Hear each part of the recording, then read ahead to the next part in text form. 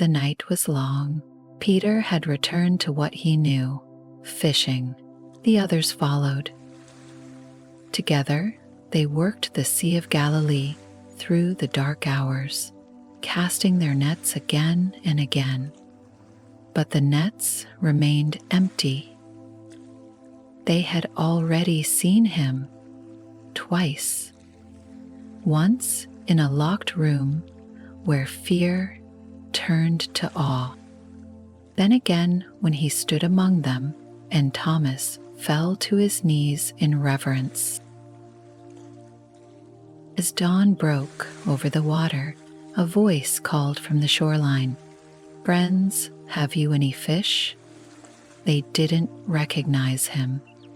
Peter and the others answered, "No."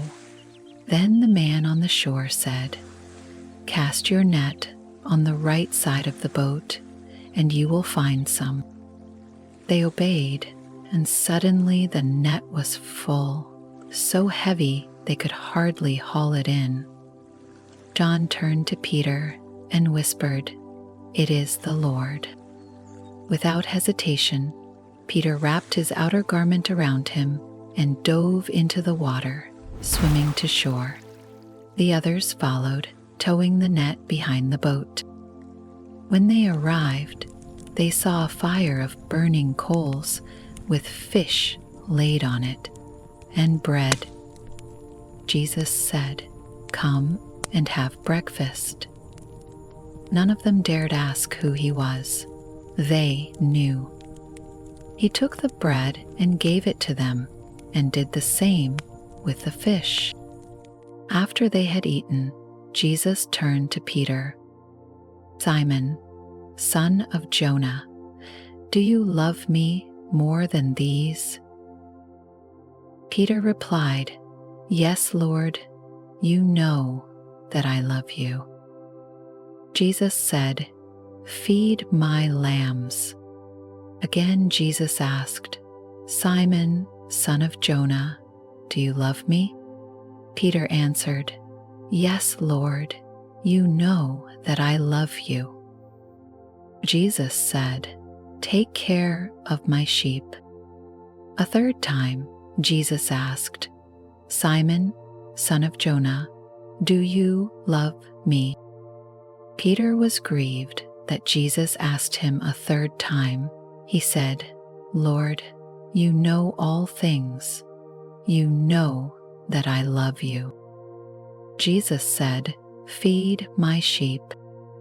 By the fire, on the shore, Jesus restored the one who had denied him. He gave Peter a mission. He gave them all purpose. Sometime later, he gathered the 11 again on a mountain in Galilee. Jesus said, "All authority in heaven and on earth has been given to me.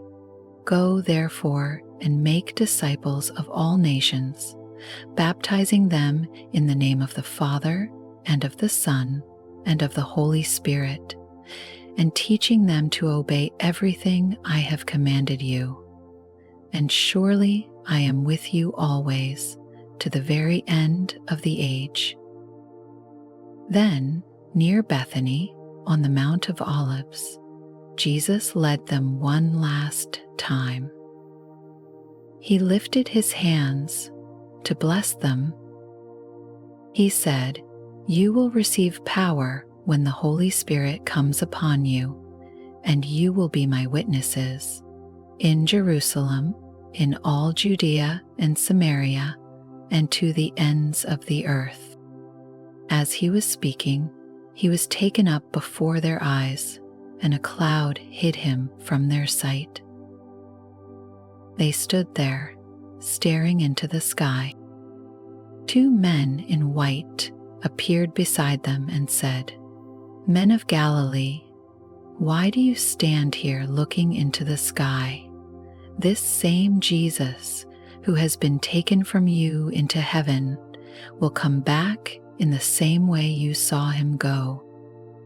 The disciples returned to Jerusalem, filled with joy, hearts burning with hope. They waited for the Spirit, just as he had promised. He had risen.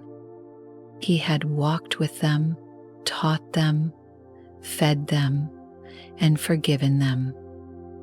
And now he had ascended in glory. But his final promise still echoed, I am with you always.